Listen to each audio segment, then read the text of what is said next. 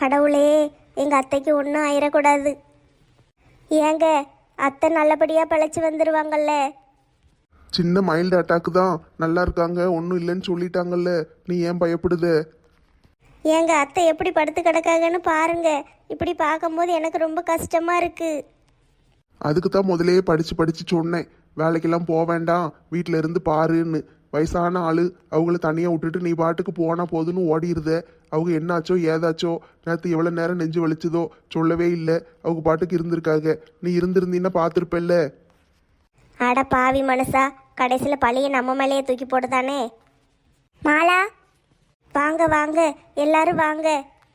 அத்தை பாட்டி இப்போ எப்படி இருக்காங்க? ஏக்கா, உங்களுக்கெல்லாம் எப்படிக்கா தெரிஞ்சுது? நான் யார்கிட்டையுமே சொல்லவே இல்லையே. நீ சொல்லலைன்னு எங்களுக்கெல்லாம் தெரியாதாக்கும். உன் மவன் தான் சொன்னான். கவலைப்படாத டி, உன் மவனையும் சேர்த்து பள்ளிக்கூடத்துக்கு அனுப்பியாச்சு. ஏக்கா, எல்லாரும் உட்காருங்கக்கா. என்ன சொன்னாங்க? அத்தை பாட்டி எப்படி இருக்காங்களாம்? சின்ன அட்டாக்கு இப்போ தான் முதல்ல வந்திருக்கு, அதனால கொஞ்சம் ஜாக்கிரதையாக பார்த்துக்கோங்கன்னு சொல்லியிருக்காரு. எத்தனை நாளைக்கு ஆஸ்பத்திரியில் இருக்கணுமா? 2 நாளைக்கு இருக்க சொல்லியிருக்காருக்கா. அப்சர்வேஷனில் வைக்கணுமா? நான் முதலே படித்து படித்து சொன்னேன், வேலைக்கெல்லாம் போக வேண்டாம், எங்கள் அம்மாவை பார்த்துக்கோன்னு. கேட்டாலா இவ திமிருக்கு தான் இப்போ எங்கள் அம்மா கஷ்டப்படுதாங்க. அப்படிலாம் சொல்லாதீங்க தம்பி. அவளை வீட்டுக்கு ஒரு ஒத்தாசையாக இருக்கட்டுமேனு தானே வேலைக்கு போகிறா.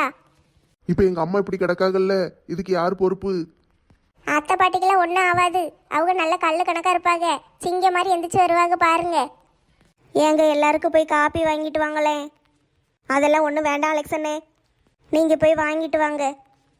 சரி, போகிறேன். மாலா, அழாதட்டி, அத்தை பாட்டிக்கு ஒன்றும் ஆகாது. ஏக்கா, எங்கள் அத்தைக்கு இப்படி ஆனதுக்கு நான் தான் காரணமாக்கா. நான் வேலைக்கு போனதுனால தான் எங்கள் அத்தை இப்படி ஆயிட்டாங்களா. இனிமேல் நான் வேலைக்கே போக மாட்டேங்க்கா. மாலாக்கா, அலெக்சன்னு சொல்லுதாருன்னு நீங்கள் அதை நம்பிக்கிட்டு இருக்காதீங்கக்கா. அத்தை பாட்டிக்கெல்லாம் ஒன்றும் ஆகாது. நீங்கள் எப்பவும் போல் வேலைக்கு போகலாம். வேண்டாண்டி, அத்தையை நான் கூடயே இருந்து பார்த்துக்கிடுதே. அவங்களுக்கு எதுவும் ஆயிடக்கூடாது. எனக்கு அவங்கள விட்டா யார் இருக்கா? அவங்க இல்லைன்னா என்னாலெல்லாம் இருக்க முடியாது. எம்மாடி, மாமியாருன்னு இப்படி உருகுதாலே, அதுக்கு ஏற்ற மாதிரி அவங்களும் இருக்காங்க. நம்மளுக்கு தான் ஒரு மொட்டை கிளவி வந்து வாச்சிருக்கேன். ஏக்கா, டாக்டர் வந்து பார்த்தாரா? எப்போ வருவாராம்? ராத்திரி திடீர்னு நெஞ்சு வலிக்குன்னாங்களா, உடனே ஆம்புலன்ஸுக்கு ஃபோன் அடிச்சுட்டு கூட்டிகிட்டு ஓடி வந்துட்டோம். வந்த உடனே டாக்டர் வந்துட்டாரு. வந்து செக் பண்ணி பார்த்துட்டு குளுக்கோஸ் எல்லாம் ஏற்றுனாங்க. எக்ஸ்ரே, இசிஜி, அது இதுன்னு நிறைய என்னென்னமோ எடுத்தாங்க. அதுக்கு பிறகு டாக்டர் வீட்டுக்கு போயிருக்காரு. காலையில் மறுபடியும் வாரேன் இருக்காரு. இன்னும் கொஞ்ச நேரத்தில் வருவார். ஊருக்குள்ளே எப்படி கம்பீரமாக தெரிஞ்சாங்க, இப்படி வந்து படுத்து கிடக்காங்களே, வயிற்றுச்சலாக இருக்கே. அந்த ஒத்த பழத்தை போட்டு எவ்வளோ நேரமா புழிஞ்சிக்கிட்டு கிடப்ப? சீக்கிரம் புழிஞ்சு கொண்டா குடிப்போம். உனக்கு இல்லட்டி, எங்கள் அத்தை முழிச்சிருவாங்க, கொடுக்கலான்னு உட்காந்துக்கிட்டு இருக்கேன். ஆரஞ்சு பழ ஜூஸ் போட்ட உடனே குடிச்சிடணும், இல்லைன்னா கசப்பு எடுத்துரும். கொண்டா, நானாவது குடிக்கேன். சும்மா கிடையேன், பெசாட்டுக்கு இருக்க முடியாதா? வெயிலுக்குள்ளே கூட்டிகிட்டு வந்தீங்கல்ல, ஒரு ஜூஸாவது வாங்கி கொடுத்தீங்களா? எந்த விஷயத்துக்கு வந்திருக்கோம்? வந்த இடத்துல என்ன பேச்சு பேசிக்கிட்டு இருக்கே? தாகமாக இருக்குமா? ஒரு வாய் தண்ணியாவது தாங்கம்மா. தண்ணி வேணா ஆஸ்பத்திரியில் அங்கே வெளியே கேனில் வச்சிருக்காங்கல்ல, போய் குடிச்சிட்டு வாப்போ. ஐஸு தண்ணி இருக்கா? அந்த கேன்லேயே இருக்கு. ஐஸு தண்ணி, வெண்ணி தண்ணி, பச்சை தண்ணின்னு போட்டிருக்கோம். போய் குடிச்சிட்டு வாப்போ. வேண்டாம் வேண்டாம், காப்பி வாங்க அலெக்சன் போயிருக்காருல்ல, வரட்டும். முதல்ல காப்பியை குடிச்சிருதே, அதுக்கு பிறகு ஐஸ் தண்ணி குடிக்க. பிறகு நான் தண்ணி குடிக்க போயிட்டு வர்றதுக்குள்ளே காப்பியை பூரா காலி பண்ணிடுவீங்க. இந்த ராதாக்கு வாய் மட்டும் இல்லைன்னா நாய் தூக்கிட்டு போயிடும். நாய் வந்து என்னைய தூக்கிட்டு போற வரைக்கும் நான் என்ன வாவான்னு வேடிக்கையா பார்த்துக்கிட்டு இருப்பேன்? நாயை தூக்கி அடிச்சு சுத்தி வீசிடுவோம்ல. நீ இப்படியே பேசிக்கிட்டு தெரி. ஒரு நாளைக்கு பாரு, நீ ரோட்ல போகும்போது தெருநாய் பூரா கூட்டமா வந்து உன்னை கவ்வி இழுத்துட்டு போகுது. சும்மா பயம் காட்டிக்கிட்டே இருக்காதீங்கம்மா. இன்னும் 2 நாளைக்கு ஆஸ்பத்திரிலேயே கிடக்க வேண்டியிருக்கு. மத்தியான சாப்பாட்டுக்கு என்ன செய்ய போறீங்க? சீக்கிரம் சொல்லுங்க. ஒருத்திக்கும் சாப்பாடு கிடையாது, ஒன்றும் கிடையாது. எல்லாம் இன்னும் 1 மணி நேரம் உட்காந்து பார்த்துட்டு கிளம்பி வீட்டை பார்த்து போய்கிட்டே இருங்க. வீட்டில் வேலையெல்லாம் முடிச்சுட்டு சாயந்தரமா வாங்க, இல்லைன்னா நாளைக்கு காலையில் வாங்க. என்ன, இங்கே தங்கலையா? டூருக்கு வந்திருக்கீங்க, இங்கே தங்குறதுக்கு? வழக்கமாக யாராவது ஆஸ்பத்திரியில் கிடந்தா எல்லாரும் இங்கே தானம்மா இருப்போம். அந்த வழக்கத்தெல்லாம் மாற்றியாச்சு. ஆஸ்பத்திரியில் பேஷண்ட் கூட ஒரு ஆள் இல்லைன்னா 2 பேர் தான் இருக்கணும். அலெக்சன்னு மாலாக்காவும் இருக்காங்கல்ல, வேற யாராட்டும் ஒரு ஆள் இருந்தால் போதும், இல்லைன்னா அவங்களே பார்த்துக்கிடுவாங்க. மாலை நாங்களாம் இருக்கோம்ல, உங்கள் வீட்டுக்கார வேணா வீட்டுக்கு போயிட்டு குளிச்சுட்டு பெறவாட்டி வர சொல்லு. ராத்திரி எப்படியும் தூங்கி இருக்க மாட்டாருல்ல, கொஞ்ச நேரம் தூங்கிட்டு வர சொல்லு. நாங்களாம் இருக்கோம். அவர் வந்த பிறகு நாங்கள் போகிறோம். ஐ ஜாலி. அப்பனா மத்தியான சாப்பாடு இங்கே தான். நாங்கள் எல்லாரும் கிடையாது, யாராவது 2 பேர் இருக்கோம். மற்ற ஆட்கள்லாம் வீட்டுக்கு போயிடட்டும். நானும் லட்சுமி அக்காவும் இருக்கோம், மற்றவங்க வீட்டுக்கு போங்க. நெட்டச்சி நானுமா? ஆமாம் ஆமாம், நீ போய் உங்கள் அத்தைக்கு ஏதாவது உதவி பண்ணு. வயசான ஆட்களெல்லாம் வீட்டில் வச்சிருக்கிறவங்களாம் வீட்டை பார்த்து ஓடுங்க. நேற்று ராத்திரி நான் பிரியாணி செஞ்சேன் தெரியுமா? பிரியாணி செஞ்சியா? ஆமாம், ChatGPT கேட்டு செஞ்சேன், சூப்பராக வந்துச்சு. அப்படியாட்டி பிரியாணி செஞ்சு ஒத்தையில் தின்னியும்? எல்லாம் நல்லா தான் செஞ்சேன், உப்பு மட்டும் ஒரு பாக்கெட்டை போட்டுட்டேன், அதனால வாயில் வைக்க முடியல. அட கடவுளே, உப்பு பார்த்து போட்டேன்னே. நல்ல பாக்கெட்டை பார்த்துட்டு தான் போட்டேன் ஆண்டி. விளங்கும். சரி, உப்பு போட்டு பிரியாணி திங்க விடாம ஆக்கியிருக்கா. நாய்க்காவது போட வேண்டியதானம்மா? நாய்க்கு தான் போட்டேன், மோந்து பார்த்துட்டு மயங்கி விழுந்துட்டு. ஐ மாலாக்கா சிரிச்சிட்டாங்க. ஏட்டி, நானே எங்கள் அத்தைக்கு உடம்பு சரியில்லைன்னு கவலையில் இருக்கேன், இங்கே வந்து காமெடி பண்ணிக்கிட்டு இருக்கீங்க. துன்பம் வரும்போது சிரிக்கணும்னு பெரியவங்க சொல்லியிருக்காங்கக்கா, அதுக்கு தான் சிரிக்க வச்சுக்கிட்டு இருக்கோம். கவலைப்படாமல் இருமாளா, அத்தை பாட்டிக்கு ஒன்றுமே ஆகாது. சரிக்கா, நீங்கள்லாம் இருக்கும்போது எனக்கு என்ன கவலை, எங்கள் அத்தைக்கு ஒன்றும் ஆகாதுக்கா. அந்த டாக்டர் மண்டையும் வரட்டும், என்ன ஏதுன்னு கேட்டுருவோம். பிளட் டெஸ்ட்டெல்லாம் எடுத்திருக்காங்கக்கா, எல்லாத்துக்கும் ரிப்போர்ட் வந்த பிறகு தான் பார்த்துட்டு சொல்லுவேன்ட்டாரு. முருகேசன் தாத்தாக்கு விஷயம் தெரியாதா? இன்னும் வராமல் இருக்காரு. நான் தான் யார்கிட்டையுமே சொல்லவே இல்லையே. எங்கிட்டலாம் சொல்லாம விட்டுறலாம் நினச்சியோ? ஐயோ, அப்படியெல்லாம் இல்லைக்கா, அவசரத்தில் என்ன செய்யணும்னு எனக்கு ஒன்றுமே தெரியல. எங்கள் அத்தையை எப்படியாவது காப்பாற்றினா போதும்னு ஆஸ்பத்திரிக்கு தூக்கிட்டு ஓடி வந்துட்டோம். நடுராத்திரி பார்த்தீங்களா, அதான் யார்கிட்டையும் சொல்லலை. ராத்திரி என்ன சாப்பிட்டாங்க? நேற்று ஆஃபீஸிலேருந்து கொஞ்சம் சீக்கிரம் வந்துட்டேன்க்கா, ஒரு 5 மணிக்கெல்லாம் வீட்டுக்கு வந்துட்டேன். அதனால் வரும்போதே கொஞ்சம் சிக்கன் வாங்கிட்டு வந்துட்டேன். எங்கள் அத்தைக்கு சப்பாத்தியும் சிக்கன்னா ரொம்ப பிடிக்குமா, அதனால் சிக்கன் குழம்பு வச்சு சப்பாத்தி வச்சு கொடுத்தேன். நல்லா சாப்பிட்டாங்க. சாப்பிட்டுட்டு போய் படுத்தாங்க. என்ன ஆச்சுன்னு தெரியல, நடு ராத்திரியில் திடீர்னு நெஞ்சு வலிக்கு மருமகளேன்னு கத்துனாங்க. கொஞ்சம் மிளகா பொடியை கலக்கி வாயில் ஊற்றி கூட்டு வந்தேன்க்கா. சப்பாத்தி சாப்பிட்டதுக்கா எப்படியாச்சு தெரியலக்கா. நேற்று உங்கள் வீட்டில் வந்து நிலாச்சோறு சாப்பிடலான்னு நினச்சோம், உங்களுக்கு ஃபோன் அடிக்கலான்னு பார்த்தேன். அப்புறம் வீட்டில் நிறைய வேலை கிடந்துச்சு, அதனால் சரி அதெல்லாம் பார்த்துட்டு அப்படியே விட்டுட்டேங்க்கா. கவலைப்படாத டி, அத்தை பாட்டிக்கு உடம்பு சரியாகட்டும், எல்லாரும் சேர்ந்து நிலாச்சோறு சாப்பிடுவோம். காப்பி வாங்க போன மனுஷன் என்ன இன்னும் ஆளை காணோம்? காப்பி கடைக்கு போனாரா, இல்லை பால் கறக்கிறதுக்கு மாட்டு தொழுவத்துக்கே போயிட்டாரா? பேச்சா இருந்தாலும் காரியத்தில் கண்ணா இருப்பாம்மா. பிறகு காப்பியை குடிச்சிட்டு தானே ஐஸ் தண்ணி குடிக்க போகணும், அதுக்கு தான் உட்காந்துக்கிட்டு இருக்கேன். அவர் இன்னும் வரமாட்டேக்காரு. வருவார். ஆஸ்பத்திரியில் இங்கே கூட்டமாக தான் இருக்கும், போய் நின்று வாங்கிட்டு வர வேண்டாமா? எல்லாத்துக்கும் நம்மளுக்கு ஐடியா உடனே கிடச்சிரும். இந்த கோமாளி கூட்டத்தை பழி வாங்க மட்டும் ஐடியாவே கிடைக்க மாட்டேக்கே. இவளுகளுக்கு ஒரு பாயாசத்தை போடணும்னு நினைக்கேன், ஆனால் ஒரு ஐடியாவும் சிக்க மாட்டேக்கே. ஐடியா கிடச்சிட்டு பாயாசத்தையே போட்டுற வேண்டியதான். பேசாமல் பாயாசத்தில் விஷத்தை கலந்து கொடுத்து கொன்னுட்டா என்ன? செத்துட்டாளுங்கன்னா கண்டுபிடிச்சிருவாங்க பாயாசத்தை நம்ம தான் கொடுத்தோன்னு. வேண்டாம், பாயாசத்தில் விஷத்தை கலக்கக்கூடாது, பேதி மாத்திரையே கலந்து கொடுத்துட வேண்டியதான். அதுதான் சரி, நாளைக்கே பாயாசத்தை போட்டுருதேன். யாருக்கு பாயசத்தை போட போறீங்க? இவர் எப்போ வந்தாரு? யாருக்கு பாயசத்தை போட போறீங்க அலமேலக்கா? யாருக்கு இல்லை அண்ணாச்சி, வெள்ளிக்கிழமையா இருக்கே, பாயாசம் வைப்புமான்னு யோசிச்சுக்கிட்டு இருக்கேன். நேற்று ராத்திரி எங்கேயோ போகணுன்ட்டு போனீங்க, எங்கே போனீங்க? ஒரு முக்கியமான ஆளை பார்க்க போனேன் அண்ணாச்சி. எந்த இடத்துல? பக்கத்தூர் வரைக்கும் போனேன் அண்ணாச்சி. அப்படியா, சரி. கொஞ்சம் உங்கள் நடவடிக்கையெல்லாம் சரியில்லாமல் இருக்கு, பார்த்துக்கோங்க. நடவடிக்கை சரியில்லையா? நான் என்ன செஞ்சேன்? லீவு போட்டுட்டு போனீங்க, சரி. உங்கள் பர்சனல் வேலையாக போயிருந்தா பரவாயில்ல. இந்த ஊர்க்காரங்களை கஷ்டப்படுத்துகிற மாதிரி எந்த வேலையும் செய்யாதீங்க. திரும்ப சொல்லிக்கிட்டு இருக்க மாட்டேன், அவ்வளோதான். என்ன திடீர்னு இப்படி சொல்லுதீங்க? நான் ஒன்றும் செய்யலையே. ஒன்றும் செய்யாமல் இருக்கிறது உங்களுக்கு நல்லது. பெசாட்டுக்கு வந்தோமா இருந்தோமா வேலையை பார்த்தோமா போனோமான்னு இருங்க. ஊர்க்காரவங்க கிட்ட வம்பு வச்சுக்கிடாதீங்க, அவ்வளோதான் சொல்ல முடியும். நான் போயிட்டு வரேன்.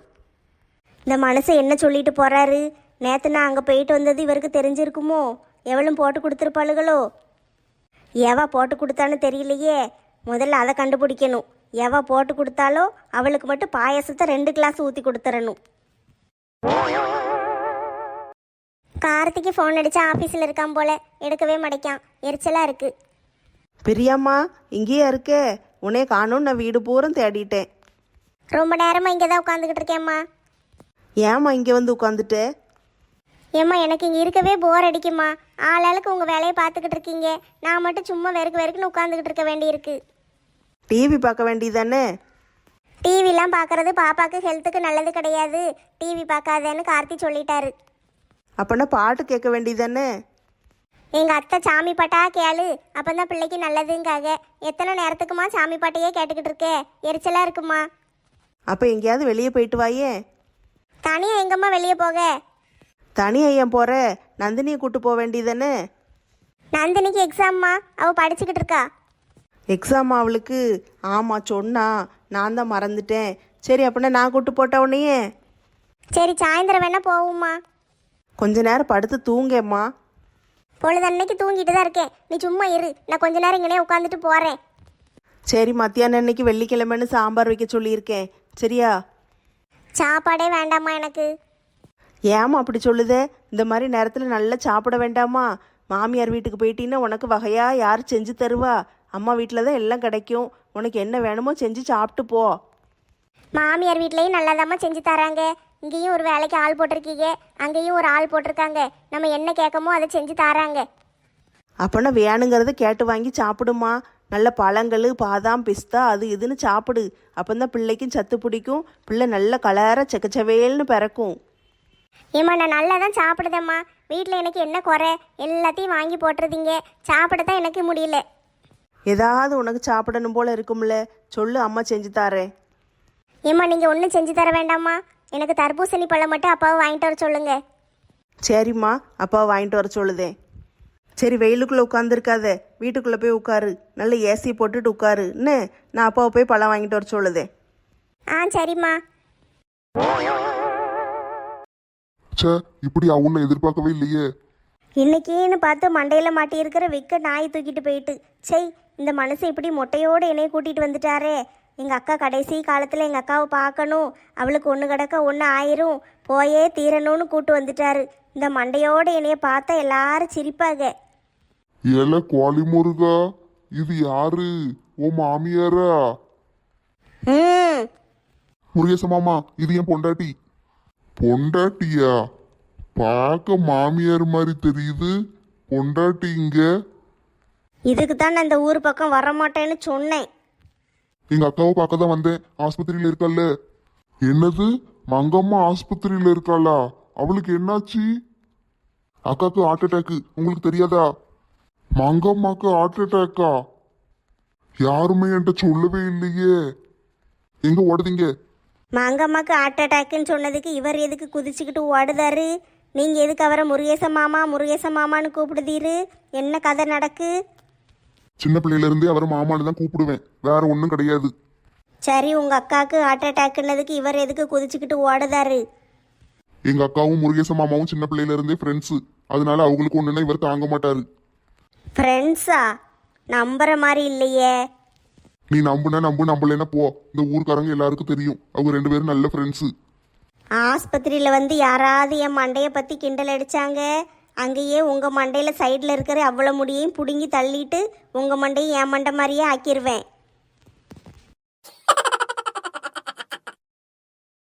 மருமோளே, காப்பி ரெடியா? இந்த வாரேன் தே. வந்துட்டேன். இந்தாங்கத்தே, காப்பி குடிங்க. ஏத்தே, மத்தியான சமையலுக்கு என்ன பண்ணணும் சொல்லுங்க, நான் செஞ்சு வச்சுட்டு ஆபீஸுக்கு போறேன்.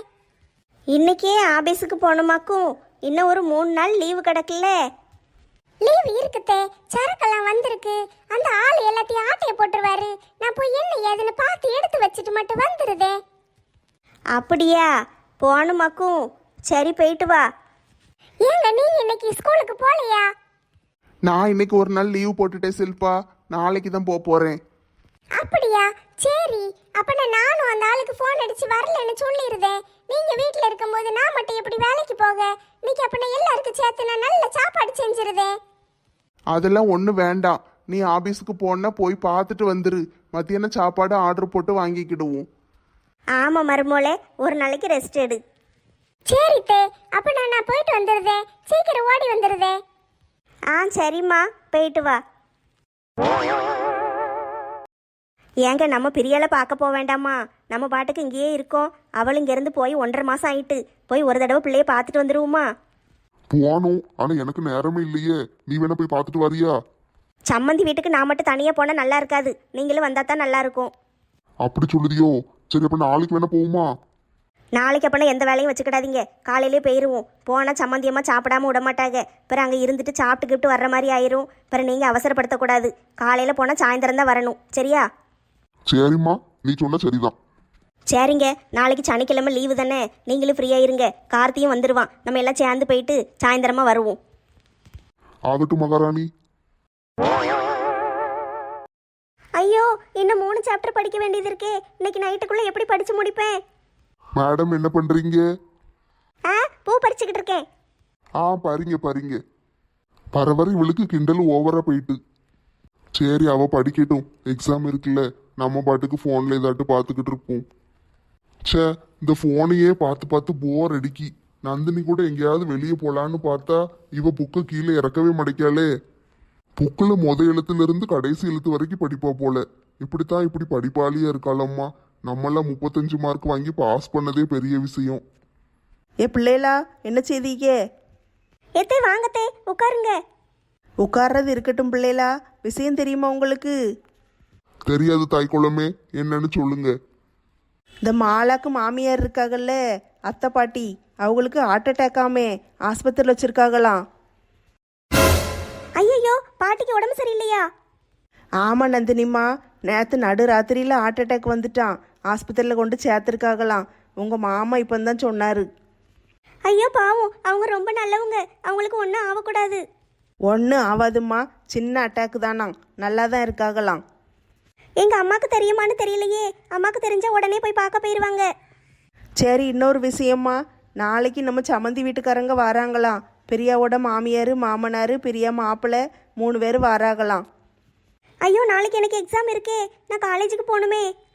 நீ காலேஜுக்கு போ நந்தினி, நான் நாளைக்கு லீவு தான், நான் பார்த்துக்கிடுதேன்.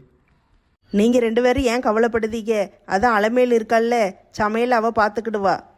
சரி நந்தினி, அப்படின்னா காலையில உன்னைய நான் காலேஜுக்கு கூட்டு போயிட்டு எக்ஸாம் எழுத வச்சுட்டு சாயந்தரம் எக்ஸாம் முடிஞ்சு வர்ற வரைக்கும் நான் அங்கேயே உட்காந்துருக்கேன்னு. நம்ம 2 பேரும் சாயந்தரம் சேர்ந்து வந்துடுவோம். ஏல, வீட்டுக்கு சம்மந்தி வீட்டுக்காரங்க வராங்க, நீ இருக்க வேண்டாமா? நீ அங்கே போகிறேங்க, காலேஜுக்கு நந்தினி தனியாக போவா. ஏமா லூசாமா நீ? முதல்ல நந்தினிட்ட நான் என்ன சொன்னேன்? நீ போய் எக்ஸாம் எழுத போ, வர்ற ஆட்களை நான் பார்த்துக்கிடுதேன்னு தானே சொன்னேன். நீங்க என்ன சொன்னீங்க? நீங்களாம் தேவையில்லை, அலமேல் இருக்கா, சமையல் பண்ணி போடுவான்னீங்க. இப்போ நான் இருக்கணுங்கீங்க. நான் என்னத்துக்கு இருக்கணும்? வர்றவங்கள வாங்கன்னு சொல்லி வீட்டில் வச்சு கவனிக்க வேண்டாமா? விஜய், நீங்கள் வீட்டில் இருங்க. நான் காலேஜுக்கு பஸ்ஸில் போகிறேன்.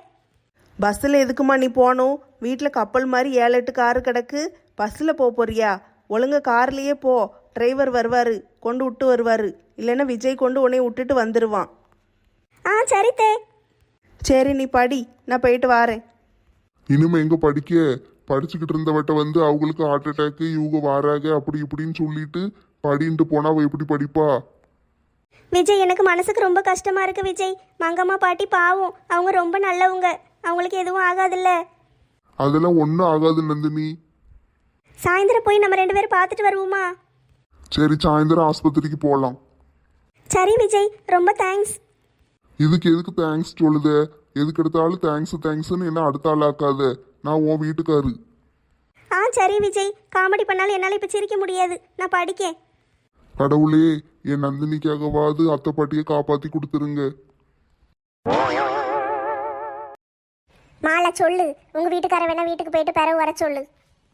ஏங்க, நீங்களும் ராத்திரியிலேருந்து தூங்காமல் இருக்கீங்கல்ல, வீட்டுக்கு போய் கொஞ்ச நேரம் ரெஸ்ட் எடுத்துட்டு பிறவாட்டி வாரீங்களா?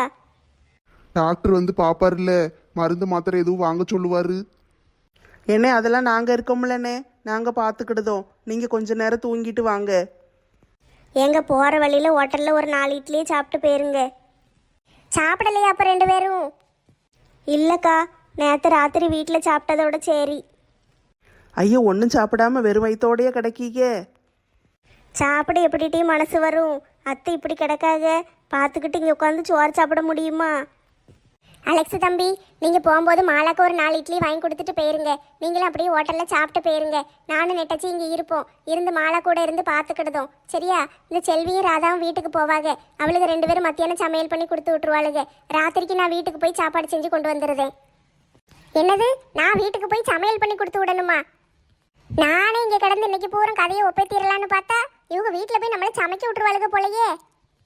ஆமா அலெக்ஸ் அண்ணே, நீங்க வீட்டுக்கு போங்க. நானும் ராதாவும் சமையல் பண்ணி கொடுத்து விட்டுருதோம். நீங்க மத்தியானம் வீட்டிலே இருங்க. உங்க வீட்டில் கொண்டு வந்து சாப்பாடு கொடுத்துருதோம். எனக்கு வேண்டாம்மா, நான் கடையில் என்னத்தையாவது பார்த்துக்கிடுதேன். இல்லைன்னா ஒரு கிளாஸ் அரிசியை போட்டு வீட்டில் சோறு பொங்கி தயிர் வாங்கி சாப்பிட்டுக்கிடுவேன். இவங்களுக்கு மட்டும் கொடுங்க. அவ்வளோதானே, நான் நல்ல சாப்பாடு செஞ்சு சூடாக கொண்டு வந்து கொடுத்துருதேன். நீங்க கவலைப்படாதீங்க. ஒருத்தருக்கு ஒருத்தர் பிறகு எதுக்கு இருக்கும்? ஒரு அவசர நேரத்துக்கு உதவி செய்யாம பிற என்ன ஃப்ரெண்ட்ஷிப்பு?